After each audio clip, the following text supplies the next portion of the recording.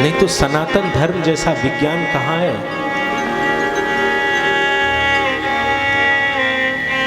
100 साल पहले जब एयर कंडीशन का आविष्कार हुआ तो सब कहते थे कि वो गंवार लोग हैं जो पेड़ों के नीचे बैठते हैं, और 100 साल में सबकी हवा निकल गई। सब कह रहे हैं पेड़ लगाओ तभी ये धरती बचेगी, और पेड़ रहता है तो 50 AC के बराबर ठंडा किए रहता है। मूर्खों, ये हम बहुत पहले करके बैठे थे।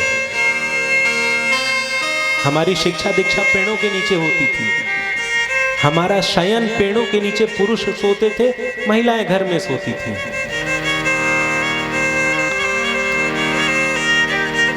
हम पीपल के नीचे रात में नहीं सोते थे। क्यों? जो नहीं समझ पाया उनके लिए कहा गया कि पर भूत रहला ना सुते चाहिए। लेकिन तथ्य क्या है कि पीपल रात में ऑक्सीजन नहीं देता है, वो रात में कार्बन डाइऑक्साइड देता है। हमारे अंदर ऑक्सीजन की कमी हो जाएगी। ये कौन बताएगा? एक पूरी पीढ़ी जो मूर्खों की जमात आई, उन्होंने ये बीच में गैप करा दिया। अब हम जानते ही नहीं हैं। अब हम किसी तथ्य वाले से, तर्क वाले से उनके सामने कहें कि हमको पीपल के नीचे नहीं सोना चाहिए, वो पूछेगा क्यों, तो हम कहेंगे भूत रहता है, तो हम पे हंसेगा। लेकिन जब हम तथ्य रखेंगे कि ये कारण है,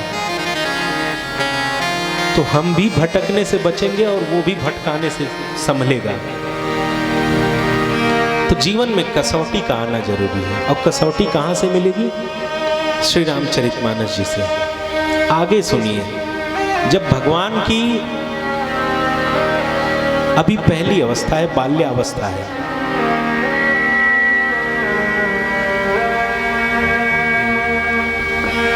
श्री रामचरितमानस जी में जब आगे पहुंचते हैं, आगे चलते हैं, आगे बढ़ते हैं, तो परशुराम जी के संदर्भ में आता है कि पिता का आज्ञा पालन कैसे करना चाहिए। तो तुलसीदास जी लिखते हैं, परशुराम पितु आज्ञा राखी, मारी मात लोक सब साखी। एक बार परशुराम जी आए अपने पिताजी के पास जब शिक्षा ग्रहण करके, तो महर्षि जमदग्नि उनके पिताजी का नाम था। किसी बात पे पति पत्नी में थोड़ा मनमुटाव हो गया, होता है। तो महर्षि जमदग्नि एक ओर बैठे थे, थोड़े क्रोध में थे, और उनकी पत्नी दूसरी ओर थी। तब तक परशुराम जी आए, पिताजी को प्रणाम किए। पिताजी प्रणाम, मैं आ गया, मैं आपका बालक हूँ परशुराम। अब पिताजी आवेश में थे, उन्होंने कहा परशुराम, हाँ पिताजी, मेरी आज्ञा का पालन करोगे? जी करें। तुम्हारी माँ अंदर बैठी है, जाओ उसका गला काट दो।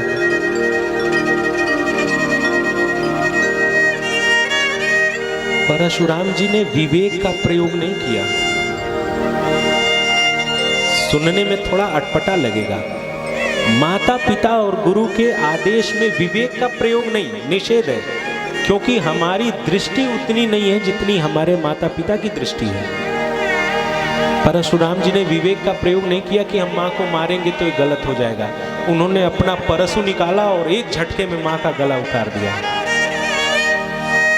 महर्षि जमदग्नि सचेत हुए, अरे मैं तुमसे बहुत प्रसन्न हूं, मांगो क्या मांगते हो। परशुराम जी ने कहा, पिताजी हमारी माँ फिर से हमें जीवित चाहिए। तपस्वी थे, उन्होंने ऐसा किया। तो माता पिता के आदेश में विवेक का प्रयोग नहीं, निषेध है। पिताजी ने कहा है कि मुझे ये काम करना है, अब हमको बिना सोचे करना है। वहां हमको ये नहीं सोचना है कि ये करने से हमारा नुकसान होगा कि लाभ होगा। ये सोचना पिताजी का कार्य है। हम क्या सोचेंगे कि शब्द है तो इसे कार्य रूप में परिणित करेंगे, और उसके लिए चाहे हमारे प्राण भी दांव पे लग जाए तो कोई दिक्कत नहीं है, चलेगा। जब ये कसौटी जीवन में आएगी, बालक ये देखेगा, तब तो अपने माँ बाप की बात सुनेगा।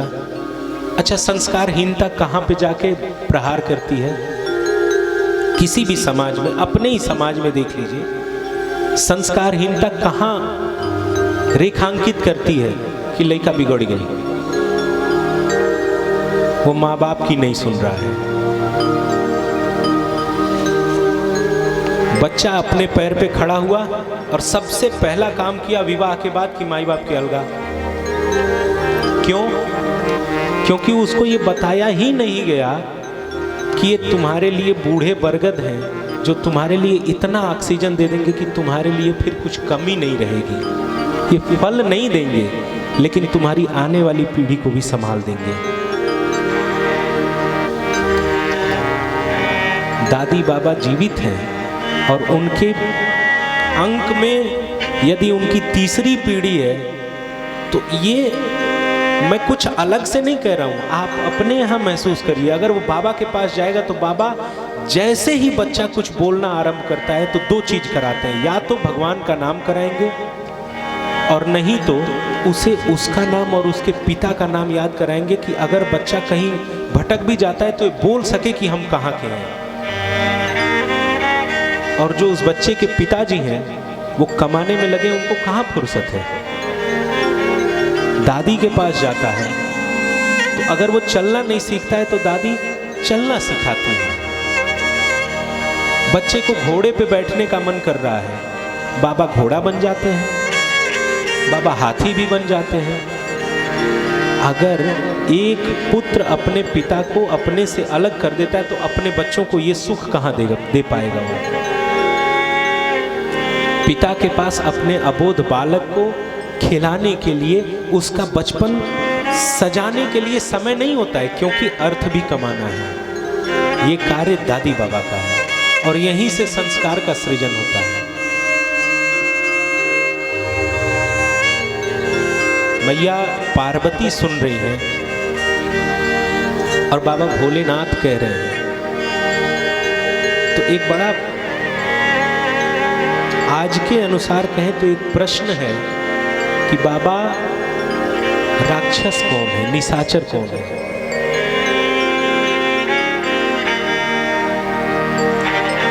तो बाबा भोलेनाथ कहते हैं कि मां नहीं मातु पिता नहीं देवा। रेखांकित करता हूं, मां नहीं मातु पिता नहीं देवा, साधुन सन करवावही सेवा, जिनके यह आचरण भवानी, ते निश्चर जाने हो सब प्राणी। निश्चर कौन है?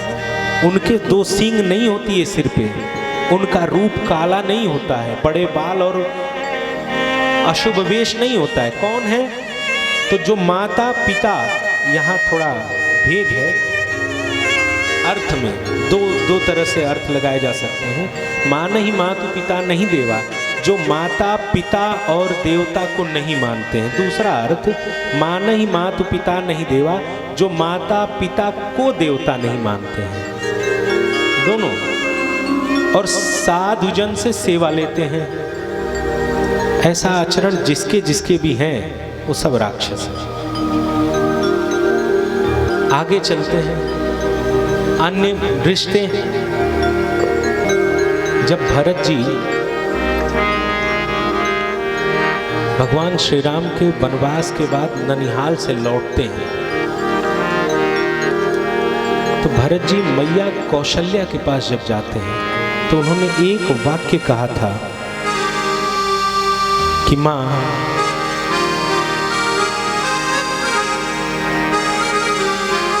पुत्र कौन बड़ भागी है, सुनु जननी सोई सुत बड़ भागी, जे पितु मातु चरण अनुरागी। जो माता पिता के चरण में अनुराग करे वही पुत्र बड़ भागी है।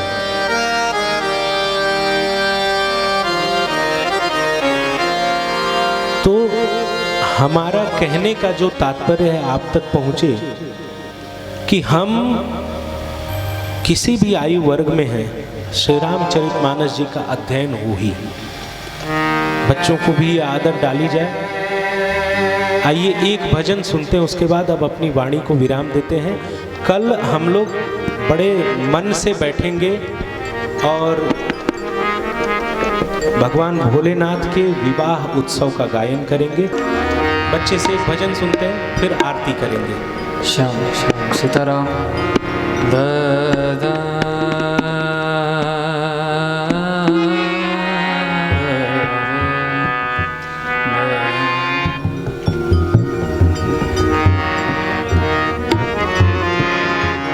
सारे ने सारे धने बद नि रे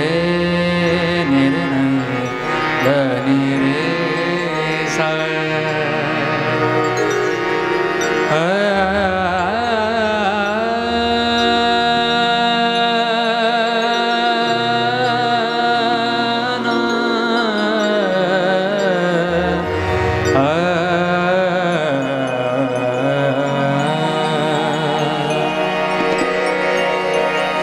जय जय श्री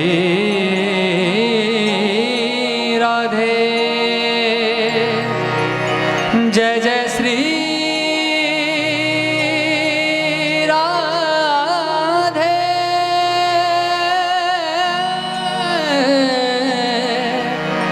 जय जय श्री राधे कहना है बहुत ही प्यारा भाव है।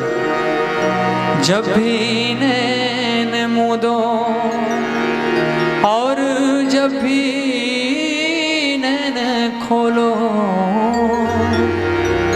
जब भी नैन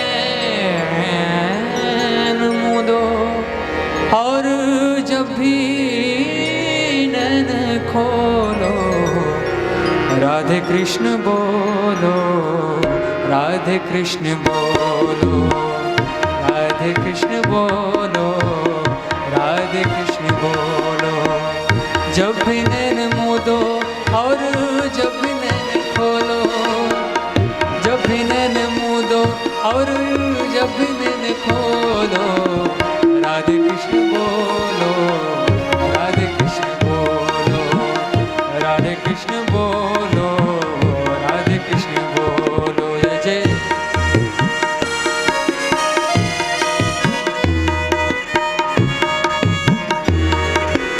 क्या बात है, जय जय।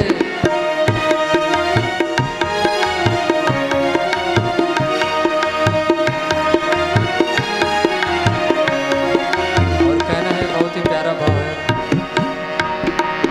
सांसों की माला पे,